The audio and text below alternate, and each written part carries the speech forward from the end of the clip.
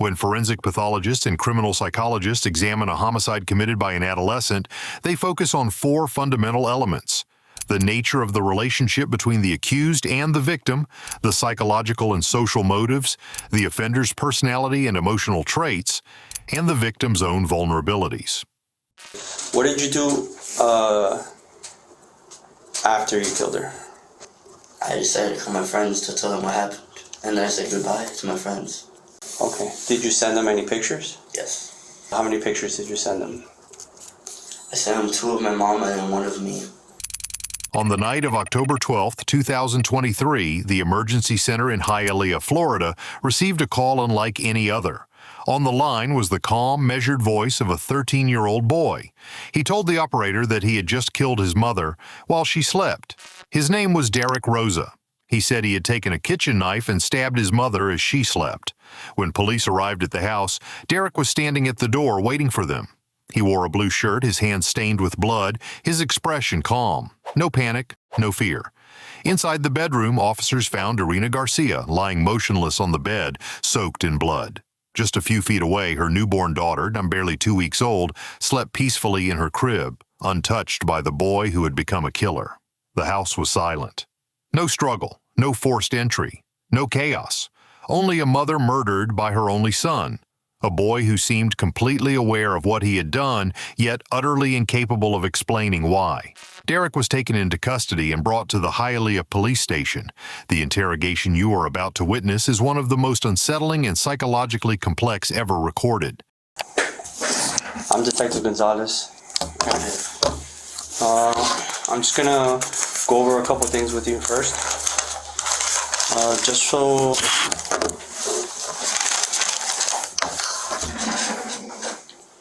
for the record,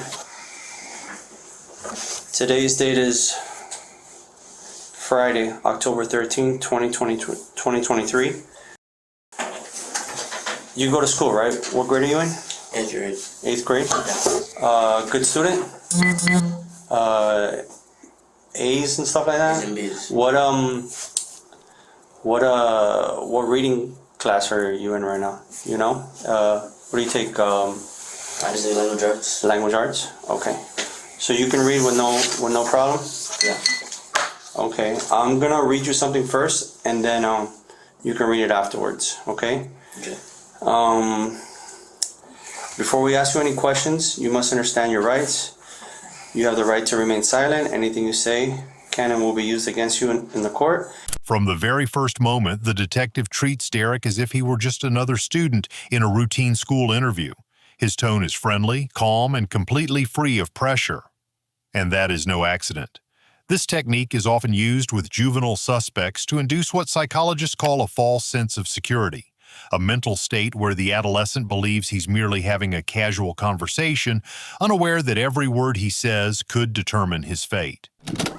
Derek, can you state your full name for the record? From 102. Huh? From 102. Yeah, everything, your full name. Derek Steven Rosa. What's your date of birth? August 26, 2010. What's your address? I don't know my address. Okay. What's your telephone number? You don't know it either? No. Okay. What type of phone do you have? An iPhone. An iPhone? What color is it? It's blue. It's blue? Yes. Okay. How long have you lived in that apartment there? Since I was 11, so 2 years. 2 years? 2 years. Okay. Who lives there with you? My mom, now my sister, because my mom had a daughter a week ago. Okay. And my stepdad. What's your sister's name? Okay. And your stepfather, do you know his name? Yes. What's his name? Frank Ramos. Frank Ramos. Okay. Derek, let's start with this morning. You slept at your house last night, right? Yeah. Do you go back and forth between staying with your mom and your dad, or no? Or you usually just live with your mom? It's really hard to explain. One weekend, I'm with my mom, and the other weekend, I'm with my dad. No, I'm not with my dad a whole week. Only weekends, only 2 days. Only weekends. But not every weekend. Where does your dad live? Don't know. You don't know? But is it in Miami, down here somewhere? It's in Broward. In Broward? Yeah. Okay. But last night you slept at your mom's house? Yes. Okay. You got up this morning and... Went to my bus, a school bus. You went to your school bus? Yes. His manner of speaking is nothing like that of a 13-year-old being questioned after a murder. What's more striking is his precision. He never slips on dates or minor details. He recalls his age when he moved and speaks accurately about the times he stayed with each parent. This indicates full awareness of time, place, and reality, which weakens any hypothesis of a psychotic episode or loss of perception. And when he claims not to know his address or phone number, it isn't childish forgetfulness. It's an emotional withdrawal from familial and social bonds. He remembers what pertains to him, his phone, its color, its model, far more readily than what connects him to his family. These subtle details reveal an egocentric focus and emotional detachment, traits sometimes observed in adolescence showing early psychopathic tendencies. Let's get into what happened tonight. Were you, do you communicate with people over the phone? Were you talking? Tell me what happened tonight. Tonight? Yeah. Well, at around like 10, I went to bed. Okay. My mom did too. Is that your regular time? Like 9? Yeah. Okay. You guys explain to me about the apartment. You have your own room? Yes. And your mom? Yes, she has her own room. She has her own room. And your sister? She stays in the same room as my mom. Stays in the same room with your mom? And tonight, who was all there? Me, my mom, and my sister. Okay. So you went to sleep around 10? 10.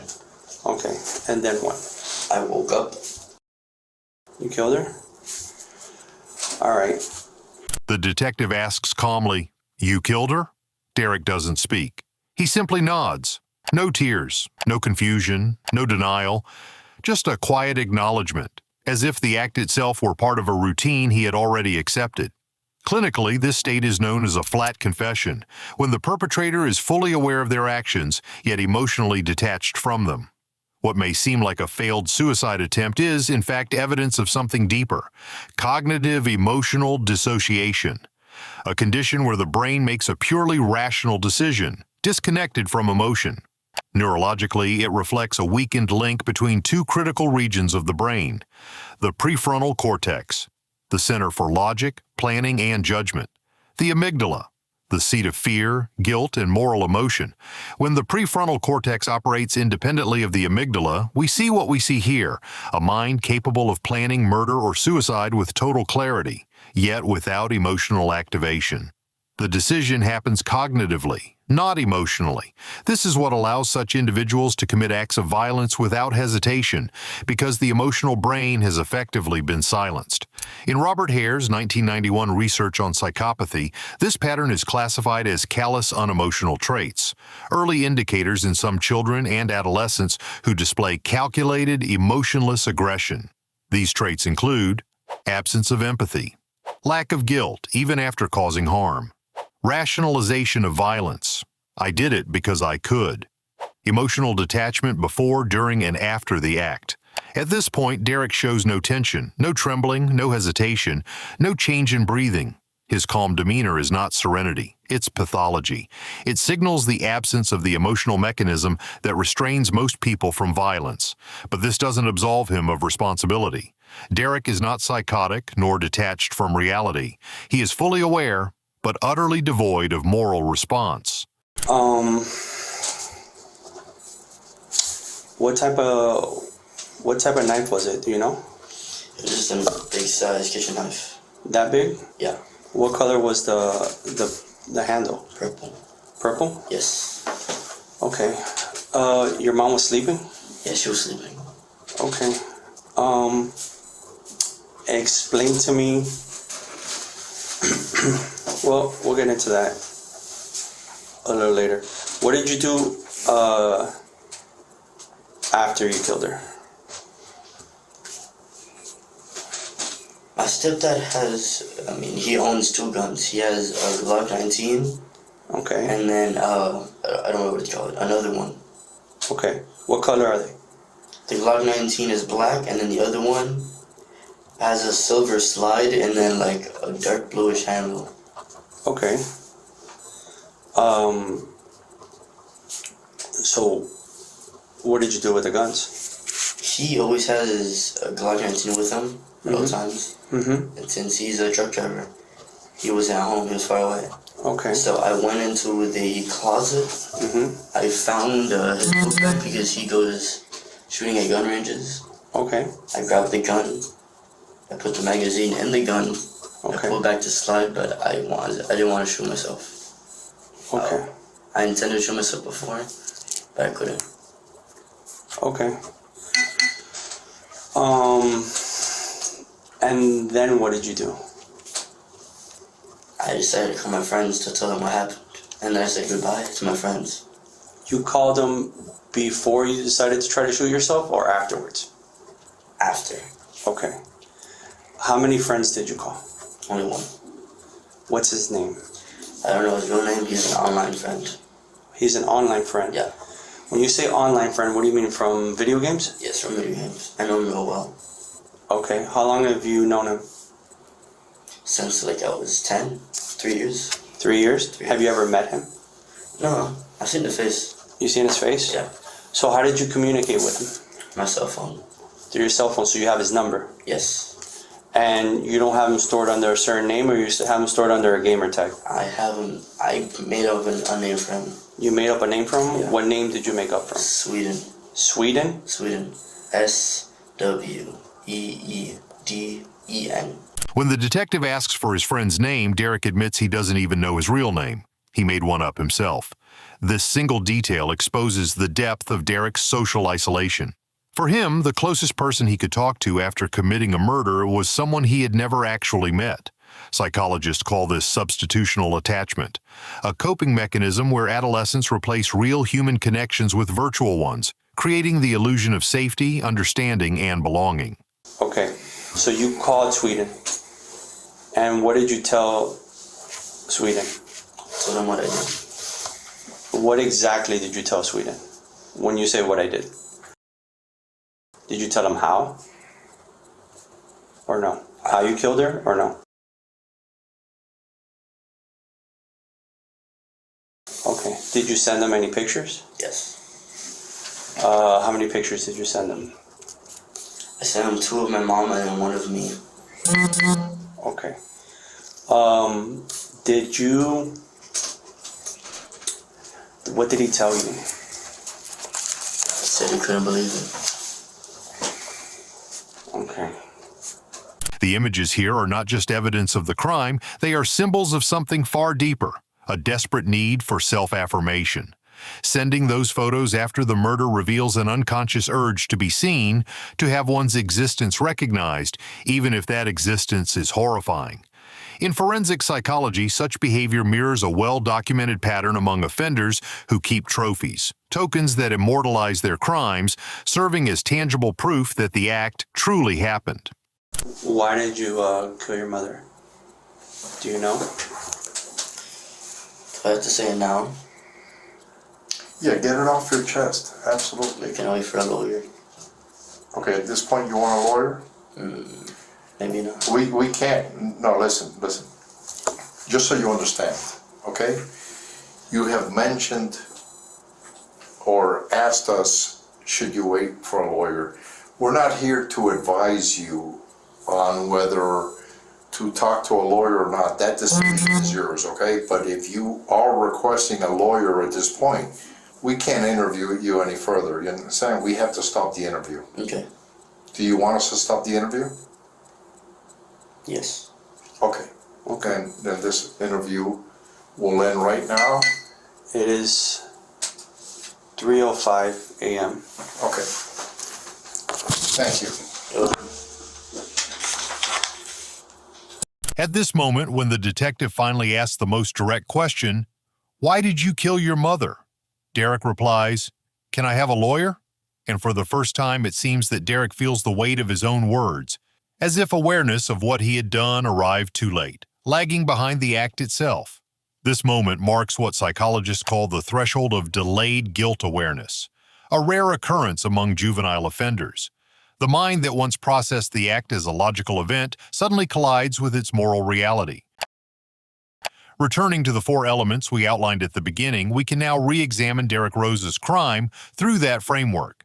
The relationship between Derek and his mother showed no signs of hostility or abuse.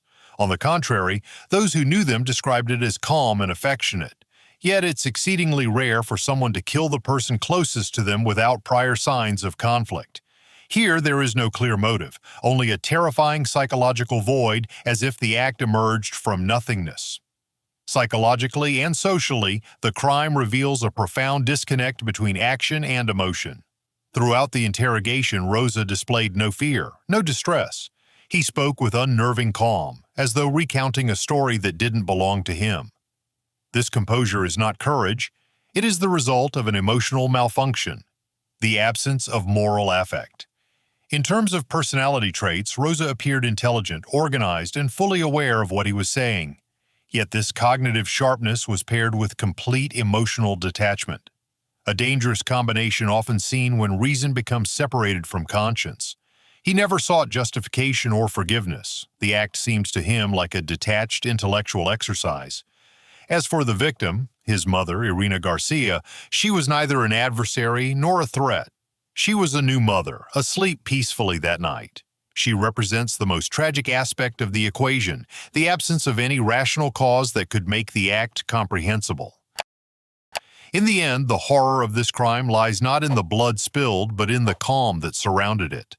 A 13-year-old boy speaking of murder as casually as if he were describing a school day. To this day, Derek Rosa awaits trial for first-degree murder scheduled for January 2026. And perhaps after all the analysis, the most chilling conclusion is this: Derek didn't kill his mother out of hatred, but out of the absence of any motive at all.